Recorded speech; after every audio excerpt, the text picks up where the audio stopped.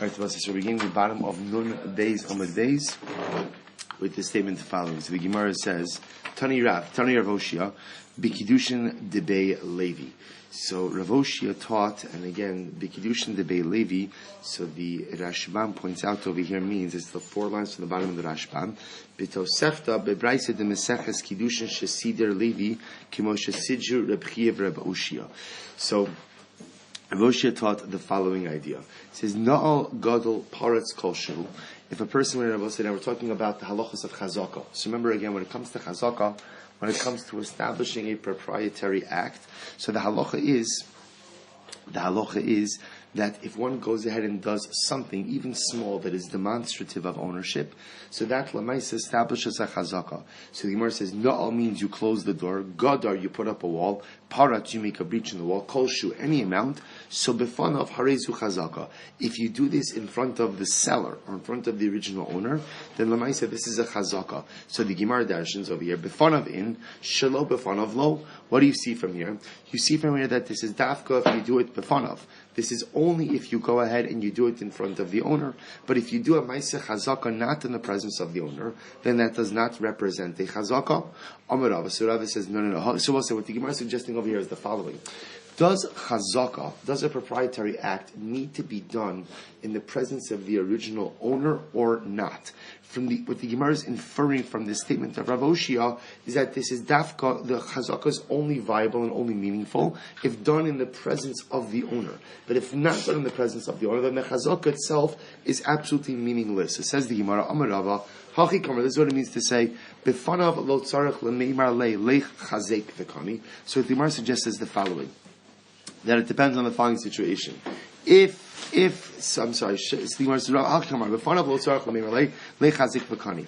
Maisa Chazaka is being done in the presence of the owner, then the owner need not go ahead and say anything to the individual. In other words, if the owner need not say Lech Chazek V'kani. Turn the page, we'll say Nun Gimel Amud Aleph. Shelo b'fanav. However, if the Chazaka is not being done in the presence of the owner, then tzarech l'mimar lech chazek v'kani. So we'll say, here this distinction ultimately that Rava is making. Rava is saying is the following: if l'maisa the chazaka is being done in the presence of the owner, so the fact that the owner is allowing the individual to do this maisa chazaka is indicative, obviously, of the fact that he's bought into this. If, however, the owner is not present, then the owner needs to make an explicit statement of lech chazek v'kani.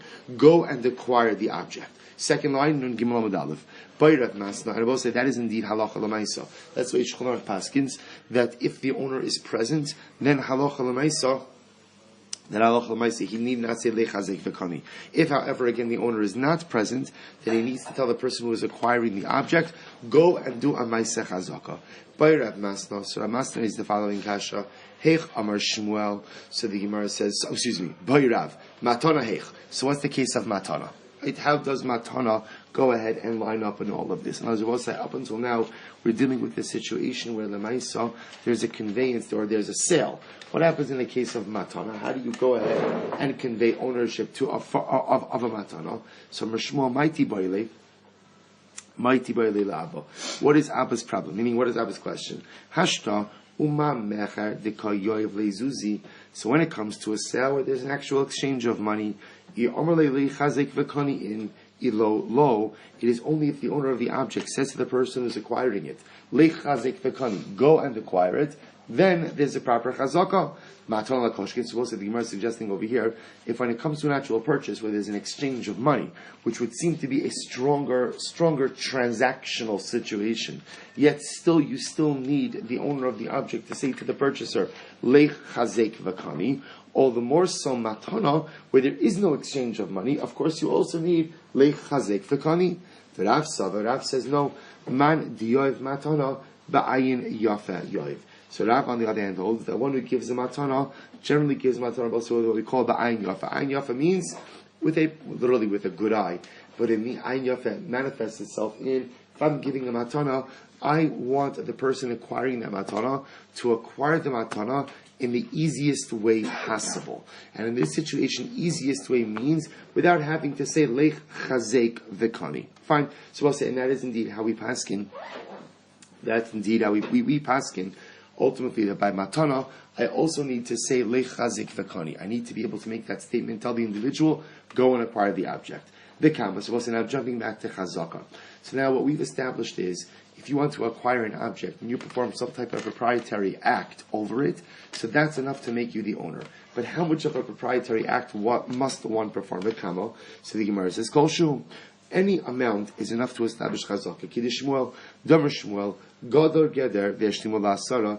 We'll say one of the ways in which you establish chazaka is by erecting a wall. So if you put up a wall and you made it up to 10 tefachim, that is a good chazaka.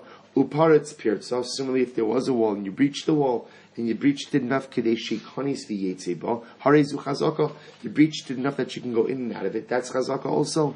To which the Gemara says, Hai Geder Hechidami. So what exactly is the case of Geder?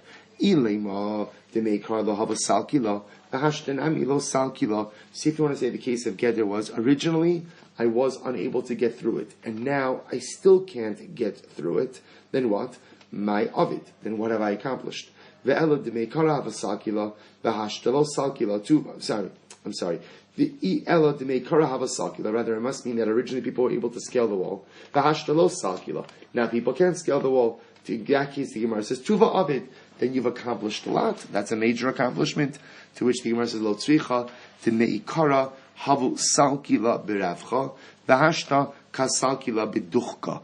Rather, we'll say what it means is that originally the wall was short enough that she can get over it with ease. Now you can only get over it with a bit more dochak, a bit more effort. So we'll say, so therefore I have accomplished something through heightening the wall. Hi pirtze echidami. We'll say, what's the case of pirtze? Remember again, so one of the ways in which I establish chazaka is I breach a wall. What's the case of breach? If you want to say the breach was big enough, that originally a person was able to get through the breach, and now they could still get through the breach, then what have I accomplished? Ella, lo hava ailiba. Rather, it must be that in the beginning, the breach was such that a person would not be able to get through it. V'hashta ka'ailiba tuva. And now I've made the breach larger so that someone is able to get through it. So that's, v'hashta ka'ailiba, to which the Gemara says, tuva avid. In that case, I've accomplished a lot. Lo tzricha d'neikara hava ailiba b'duchka, v'hashta ailiba b'rafcha. Rather, you have to say the case is the following. That originally the breach was there in such a way that a person could have gotten through there, but b'dochak, meaning it would have taken them a bit of effort. Now they could squeeze through and get through much easier. So Amar Avasi, we'll say now again, so just to be clear, what the Gemara is telling us over here is the following. If obviously there's no wall and you erect a wall, then of course that's chazaka. If there's no breach and you make a breach, that's chazaka. What the Gemara is suggesting over here is that even if there was a wall before, and even if that wall was scalable, but you heighten the wall now, so the wall is a little less scalable, or there was a breach, and you could have gotten through b'dochak, but now you could get through b'revach, it's easier to get through. These are all considered to be proprietary acts. These are all a ma'aseh chazaka, and therefore they all establish ownership. To which the Gemara says, "V'hashta." I'm sorry. Amar Abasi, Amar Rabbi Yochanan, Nasan tzrar v'hoyel, Natal tzrar v'hoyel, harezu chazaka. We'll say literally translated, if a person places a tzrar, is a stone or a rock, and v'hoyel, it benefited, or you removed the stone and it benefited, harezu chazaka. We'll say these are ma'aseh chazaka, these are acts of chazaka. So my nasan umay natal. So we'll say, so what does this mean if you placed it in or if you took it away? Ilema nasan tsurar v'sachar maya mina. So we'll say, if it means that you placed the stone and you plugged up the water source, or natal tsurar v'apik maya mina, or you went ahead and you took out the stone and allowed the water to flow through. If you look at the Rashbam over here, the Rashbam says the following. He says, Ilema, it's about 8 lines up from the bottom. So he says, Ilema nasan tzura b'sachar maya, ra nar shotef, v'rotza likonis derech nekev, ubazev sasanas hanekev b'tzura, v'sachar samay min asada, shleikan. So it's supposed to say, if you want to say, nasan tzura means, I see the water about to flood the field, and I plug the hole of the wall with a stone, or va'apik mina maya shenesu lamayim b'tzata echad v'asanaka b'tzashen kedei sheyitzmai, or I saw a field that was flooded, and I unplugged the stone from one of the walls, allowing the water to exit. So we'll say, so that's not a ma'aseh chazaka. Why? Hi Mavriach ani minichse chaveru. We've learned this concept before. Mavriach ani minichse chaveru means the following: that halacha l'maisa, if I see damage occurring to my friend's field, I have an obligation to step in and to prevent that damage from occurring. That's my obligation. That's called Mavriach Harim Nechsever, literally chasing a lion away from my friend's property.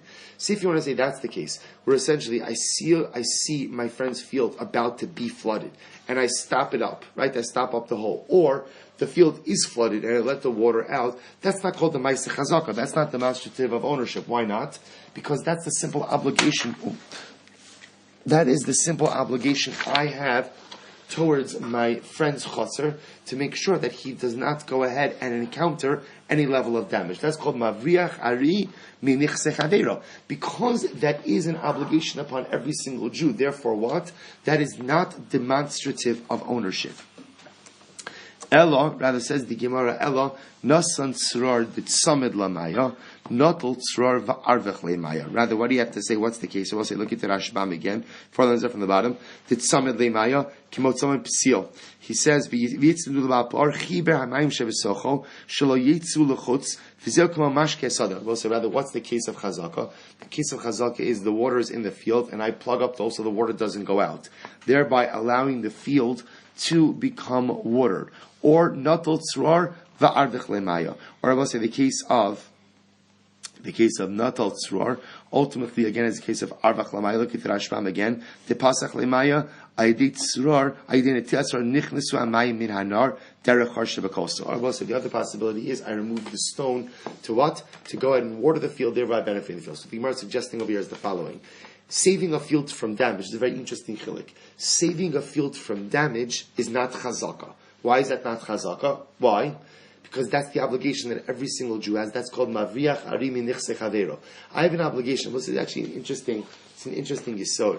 If I'm walking by your house and I see that you left on your garden hose and the water is mamish pooling next to your basement window, and it's only a shaila until that water begins to seep in and cause damage. So sometimes people assume that I have the right just to mind my own business. I have no obligation to just mind my own business. I'll say that indeed is not the halacha.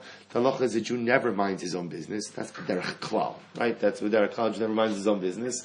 And so if I see someone else getting damaged, I don't have the halachic right to mind my own business. Rather, I have to step in and prevent someone else from being damaged. That's called mavriach ari minichse chavero. But what the Gemara is teaching me is, because that is my obligation, that does not establish chazaka. So if I walk by your field and I prevent water damage from occurring, that's not chazaka. Chazaka is when I do something to benefit the field. So I water your field, I irrigate the field. That's demonstrative of ownership. But I will say this goes hand in hand with the previous sugya. That only works if what? That only works where there's a statement from the owner of lechazek v'kami, where it's clear that the owner, because otherwise if I just go into someone's field and I irrigate, I'm sorry, on the chazaka part, correct. Otherwise if I just go into someone's field and I just go ahead and decide to irrigate it, that does not establish my ownership. I need a statement of conveyance from the owner, and then a ma'aseh chazaka that benefits the field. Was the last 2 lines. V'amar Rabasi, Amar Rabbi Yochanan, shtei sados u'meitzer echad b'neiad. What's this interesting case? Let's say you have 2 fields, called A and B. U'meitzer echad, and there's a border, there's a meitzar in between the 2. So let's remember again, so fields used to be demarcated by a meitzar. Right, the meitzar is a border. The border could have been stones, but the border more often than not was just simply raised soil. So you had fields A and B, and you had a raised partition, a raised border in between them. So it says the Gemara, Hichsik be'echas nosa kana. So we'll say if I do a ma'aseh chazak on field A to acquire field A, then I acquire it. Then Gimel Amud Beis. Liknos osa ve'es chaverta. But we'll say if I do a ma'aseh kinyan on A, and my intention is to acquire A and B, osakana chaverta lokana. I've acquired A, but I've not acquired B. Liknos as chaverta. But I will say if I do a ma'aseh chazak on A with the intention to acquire B, then af osa lokana. Then I haven't even acquired A, which makes sense because I've done the ma'aseh chazaka. By Rabbi Zera, so Rabbi Zera is the kasha. Hichsik ba'achos mehen liknos osa ve'es hameitzer ve'es chaverta mal. Let's say a very interesting discussion over here. Let's say I do a ma'aseh chazaka. Hichsik ba'achos mehen. I did a ma'aseh chazaka on A. Liknos osa ve'es hameitzer ve'es chaverta. So here's the chab. I want to acquire fields A and B. So here's my idea. I do a Maisa Chazaka on A, and I have an intention that Maisa Chazaka on A should work for A, the Meitzar, the border, the partition, and B. And B. Right? So I'm lumping them all together. So what's the halacha? I will say, I understand I could do this. Why? Meaning, why is there even a having meaning that this works? Because these are contiguous parcels. Right? A and B share the same border. So I want to do a Maisa Kinyan on A, and hopefully again that is going to go ahead and work for A, partition, and B. Mahu. Miyaminon Meitzer Da'ara Chatu the Kani. So we'll say, do we say that the partition is considered to be part of the land? Therefore, we'll say the way I essentially would do this would be that the partition itself is part of A and part of B. Therefore, when I do a Maisa Kinyan on A, I could acquire A, the partition, as well as B. Oh, Dilma, or we'll say maybe the way a partition works is the following, which is what? Which is the partition kind of is no man's land. The partition doesn't belong to either A or B, and therefore again, the partition essentially serves to demarcate A and B, and therefore making a Maisa Kinyan on A, even though my intention is A, partition, and B, does not work. So we'll say, what the Gemara is essentially asking is, what is the role of the Meitzar? Is the Meitzar, here's the Chakira. Is the Meitzar, everyone agrees the Meitzar is a divider, but the Shaila is what? Could the Meitzar also serve as a connector? That's the fundamental Shaila. We know it's a divider, but can it also serve as a connector between A and B? To which the Gemara answers, Tegu. Right? To which the Gemara ultimately answers both sides, we're not sure. We're not sure. Take a look at the Rashbam for just a moment. The Rashbam says, "Oh, Dilma Hailuchu Deikoi Hameitza Legamri Velo Damila Afser Shabim Kidamrin Ami Kiddushin." So you're good to find. So that's the fundamental shaila. Is the Meitzar considered to be a connect? We know it's a divider. Could it also be a connector? Teku. So by Rabbi Lazar brings down the following kasha: Hechzik b'Meitzar Liknos Shteihan Mahu. So we'll say now, kind of piggybacking on that shaila. If I go ahead and I do a Maisa, so I want to acquire fields A and B. So what do I want to do? I want to go ahead and I want to use the Meitzar. I'll acquire the Meitzar, and I'll use the Meitzar in order to acquire both of those Chatzeros. So what's the halacha?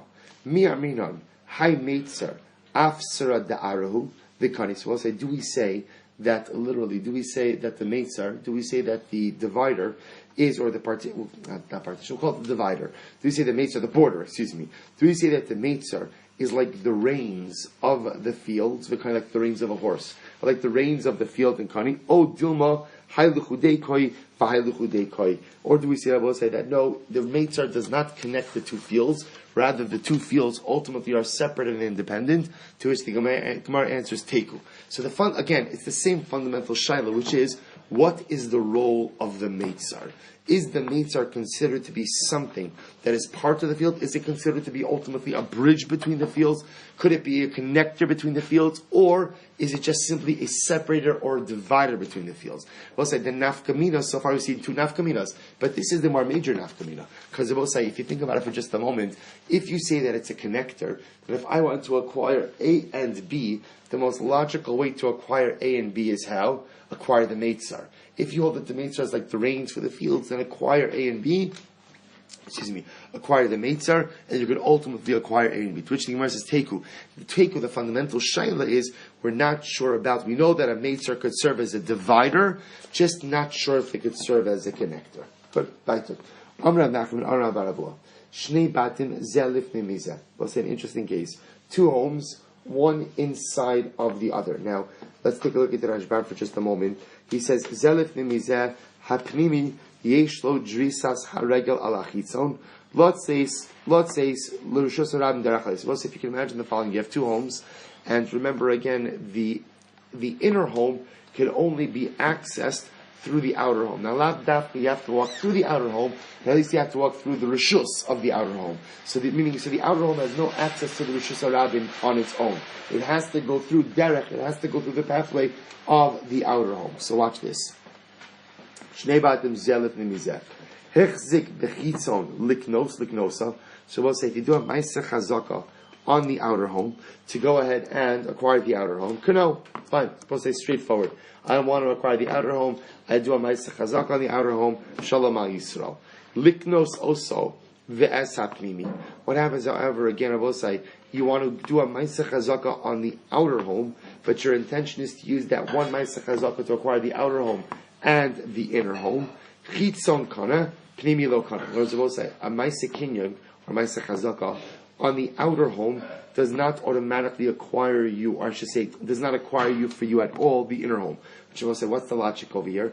Because the inner home, there's no, so you're going to see a ma'aseh chazaka on the outer home has no impact on the inner home. Therefore, again, if I go ahead and I acquire the outer home, that doesn't, even if my intention is to acquire, let's say, ma'aseh chazaka, the inner home, it doesn't work. Panimi, I'm sorry, so liknos osav esa panimi, chitzon kana panimi lo kana. However, liknos esa panimi, af chitzon nami lo kana. Rabbi say, if I did a ma'aseh chazaka on the outer home, with the intention of acquiring the inner home, af chitzon nami lo kana. I have not acquired even the outer home. Fine. So we'll say, so bottom line, if you're doing a ma'aseh chazaka, if you are doing a ma'aseh chazaka on the outer home, the only thing that gives you is what? The only thing that gives you is the outer home. That's the only thing it gives you. It doesn't give you the outer home and the inner home, and even if your intention was just for the inner home, it still doesn't work. However, hichzik b'panimi liknoso. I will say, if I did a ma'aseh kinyan on the inner home, with the intention of what? Acquiring the inner home. Kino. So we'll say, so then that works. Okay, obvious. Kino. Liknos osov asachitzon kana. We'll say, listen to this. Kana shneyan. If I did a ma'aseh kinyan on, now in this case, we'll say I want to acquire both inner home and outer home. I do one ma'aseh kinyan on the outer home, on the inner home. That works for the inner home as well as the outer home. Why? Why? What's the logic? Because also remember again, the inner home has right of passage on the outer home. So it has drisas haregel. So because of that, because the inner home has a shibud on the outer home, was it following this? Because the inner home has a shibud on the outer home. The shibud is that the inner home can only be accessed through traversing the property of the outer home. Therefore, because it has a shibud against it, therefore a ma'aseh kinyan on the inner home that also has the intention to acquire the outer home will in fact work. You could be called the shnehem. Liknos and zachitzon, afnini okan. But we'll say if you did a ma'aseh kinyan on the out in the inner home with the intention just to acquire the outer home, then you acquire nothing. So we'll say, so bottom line, what the Gemara is suggesting over here is that when you want to acquire two items, and one of those items has some type of shibud against the other, acquiring the item that has the shibud allows you to acquire that item as well as the other item. So in our case over here, if you want to acquire both the pnimi and the chitzon, by acquiring the pnimi with the inner one, which has a shibud against the chitzon, allows you to ultimately acquire both. Amrav Nachman, Amrav Baravua, Habone Paltrin Gidol b'nechse ager. This is actually a very interesting case. So remember again, if a ger dies without relatives, so his property becomes hefker. What happens with hefker property? Kalakodim zachaba. Whoever gets it first, ultimately again acquires the object. He says the Gemara. So watch this. So I go to Nichse Hager, and Abone Paltun Gidom Nichse Hager. I build myself a beautiful mansion on the property of the ger. Watch this. Uba acher vehemid lahem delasos. But I build the mansion except for one thing. Doors. Someone else comes along and puts up the doors. So what's the halacha? Kana. Both say the person who puts up the doors acquires the property of the ger. Now take a look at the Rashbam for just a moment. The Rashbam says, Hamotzi palterin. No, this is not it. No, not yet. I'm sorry. So I'll say, see, understand this case? So I come along, I build the beautiful mansion. Reuben comes along and he puts up the doors. What's the halacha? Reuven acquires the property of the ger. Now, just to be clear, even though Reuven's acquiring the property, of course he's going to have to what? He's going to have to pay, right? He's going to have to pay me for the one who built the mansion. So you don't get a free mansion, but the idea over here is that the one who went ahead and built the doors is the one who established the chazaka. I will say, what's the logic behind this? So it says the Gemara, my timer, kama livni ba'amud afich. Because I will say the first guy who just went ahead and put up the mansion, what did he do? He just arranged bricks. Take a look at the Rashbam. Kama livni ba'amud afich, hafach levine ba'alma, v'sidran ze'alzeh, v'chozman shlo ha'emid delasos, my ka'avit, meikara ayli barafcha, V'ashtanami ayli berafcha. Tetchilas binyan eino eker ela gamro. Ukidisnan na'al ugadar hanu ha'amadas dalasos. Aval bana kol shel k'tam. This is an incredible chiddush. But the Gemara is teaching me over here is the following. Creating a home, right, building on particular property, does not go ahead and create a chazaka. What creates a chazaka? We'll say a door, which makes sense. Why, says the Rashbam? Because if you build a structure, and the structure is wide open, have you effectively changed anything on the property? No. People are able to access the property freely beforehand, and now what? They can access the property freely now as well. There's absolutely no problem, because there are no doors.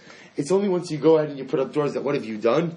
You've restricted access. Once you restrict access, that's when Lamaisa you've done a Maisa Chazaka. Walking the field, that's a Chazaka. We're building a house on it now. So we'll discuss that. So we're gonna obviously we have to flush this out a bit. But the idea, at least Big Gadol, is restricting access is what establishes the Zara. By the way, Yankee, you just know, remember what we've said so far with Maisa Chazakas, Na'al, Gadar, Uparatz. Right, we haven't spoken about walking a field. You're bringing in other sugyas now, but right now for our sugya for chazaka, he's absolutely a shasir. It's not a shayla. That wasn't even a question, right? Meaning the fact that he's gleaning the shayla is obvious. But now I just want to point out when we see that chazaka, it's na'al gadol paras. The common denominator is na'al closing the door. Gadol, you put up a fence. Paratz, you're allowing access in it. So meaning everything is somehow about access. So therefore the Gemara says, you build a structure that's wide open, that's not chazaka. You put doors up on that structure, that's chazaka. So says the Gemara goes right there. Amr Abdimi Bar Yosef, Amr Belazar, Hamotzi Palter Menich Se'ager, V'sad Bahen Siut. So we're going to say, if you find a mansion built on Nich Se'ager, and what do you do? Why not? Because the Gemara talking about Nechse Hager. Hefker. Because Nechse Hager is the one thing where you can imagine somebody was a ger who passed away, who had no Yarshim. There's a rush to that. Because that land is Mamish Hefker. So somebody was transferring your property. The same thing would be correct. Right? And any of these, that is correct. The reason why this case is a bit more exciting is because you can imagine it. The first case was that ger dies. It's like a rush to acquire that land. First guy gets there, builds his mansion. You figure, I've acquired it. The Gemara says, no, you haven't. The guy, Shimon comes along and puts up the doors. Shimon's acquired. Of course, he has to pay Reuven again for all the expenditures of the mansion, but he acquires it. So we'll say Sevaiter. Says the Gemara, Hamotzi Palter Menich Hager. If you go ahead and you find, we'll say in this case over here, is the mansion is built. The Rashbam says, Amotzi Palterin, Benuyin Vein Chaser Klum, Ve'im Malach Halish Vayashadeh Chaser. Now, in this case, what happened? The ger died, and he left behind the beautiful mansion. So now what happens? The mansion is totally built. The doors are up. I want to acquire the mansion. So what do I do? What do I need to do in order to acquire this mansion?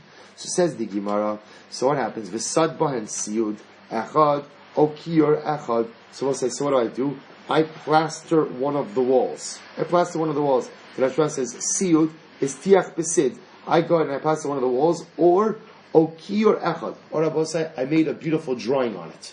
Right? I went ahead and I did a mural on it. What's the halacha? Kanan. Both say the act of plastering, or the act of going and painting a mural on the wall, that's a ma'asekin. Because also, again, it makes sense. Why? Because painting on the walls of the home or plastering the walls is demonstrative of ownership. And obviously in this case, all you need to do is demonstrate ownership over the home, and by definition that establishes ownership over the karka as well. So says the Gemara, the kama, how big, right? How much do you have to plaster? Or how big does the mural have to be? Rav Yosef Amma. Rav Yosef said all it needs to be is an Amma by an Amma space. We'll say approximately, we'll call it a foot and a half by a foot and a half. So that's enough ultimately to establish ownership. Rav Chisda said, but this is assuming that the Amma by Amma is opposite the doorway. The Rashbam says over here, he says, Derech Knisas Pesach Habayis Pekosel Sheknegdo Tisham Nira Yoser Lenoi Avabamokum Akar Tfei Me'ama Bayis. Well, this is very interesting. If you're doing the mural, or you're doing the Sad Besid opposite the doorway, then all you need is an Amma by Amma. That ultimately is a significant enough space. If you do, because again, it's visible, right, when you walk in. I will say this is reminiscent of what? Remember again, the last year, we did the Sugya of Zecher the Churban.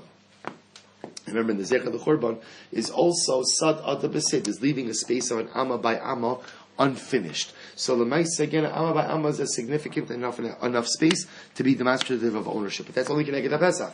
If you're doing it elsewhere, then it has to be larger than an Amma by Amma. Weiter. Says the Gemara, Amar of Chistok, Amar of Amram, Hai Milsa, Amar Lan Rav Sheshes, Va'arinu Einun Mimas Nisa. So Rav Amram said, this particular discussion, this matter, this memra, Rav Sheshes taught us, and he illuminated our eyes from a braisa. What's the braisa? Hamatzia matzos b'nichse ager kana. We'll say again, all nichse ager. Case of nichse ager is the ger dies, his property is hefker, I want to acquire it. How do I acquire it? Matzia matzos. I lay down blankets. I lay down blankets on the property of the ger in order to go ahead and establish a chazaka. I'm able to establish chazaka that way. Va'arinu einin mimas nisan, and he went and he illuminated our eyes from the brayso. So what does the brayso say? Mahi disanya ketzad bechazaka. We'll say, how do you establish chazaka? Na'olo mina alo. So we'll say, listen to this. So now this is actually talking about chazaka by an eved. How do you establish chazaka by an eved? Na'olo mina alo. If the eved serves me, let's say he puts on my shoe. Oh, hiter lo mina alo, or he unties my shoe.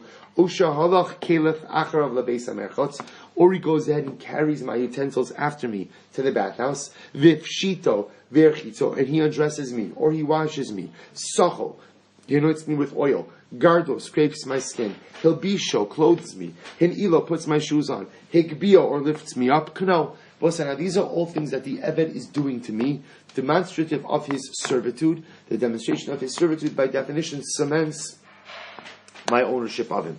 Amar Shimon says, Lote chazaka gidola mihagba. The Shimon says, but 1 second, chazaka should not be any stronger than hagba. Shagba kona b'chol makom. Because we will say hagba works everywhere. My kamar. So what exactly does this statement? Also watch this. Hachi kamar higbiu l'rabo kano higbiu rabo lo kano. So we'll say, according to what we're saying in the Braisa, if I want to acquire an eved, right? So how does the acquisition work? The acquisition only works if what? If the eved lifts me up, which makes sense. Why? Because we'll say that is demonstrative. How do you acquire an eved? How do you acquire an eved? By demonstrating his servitude to me. How do I demonstrate his servitude to me? If he lifts me up. But me lifting the eved does not work. That's what they mean. That does not work. To which Reb Shimon says, Lote chazaka gedola me'agba. Reb Shimon says that doesn't make any sense. Because chazaka is no stronger than hagba. That hagba, shagba kona b'chol makom, hagba works everywhere. And therefore, what Reb will say, if hagba works everywhere, then even if I lift up my eved, then what? That should go ahead and allow me to acquire the eved. Even though, again, I will say, it's interestingly enough, what the Gemara is suggesting, or I say what Reb Shimon is suggesting is, there are two ways essentially you could be Kona and Eved. You could be Kona and Eved through servitude, through him doing something that is demonstrative of his servitude towards you, or Amay Sakba. Amay Sakba, I will say, works everywhere. So even if I'm Magbia the Eved, that works again, not als servitude, but als the Kirin of Hagba. I will say, Shkoyach, we'll stop over here. We're going to pick up a Meretz Hashem tomorrow with more of the sugyas of Chazaka. The idea of mitzvah, that's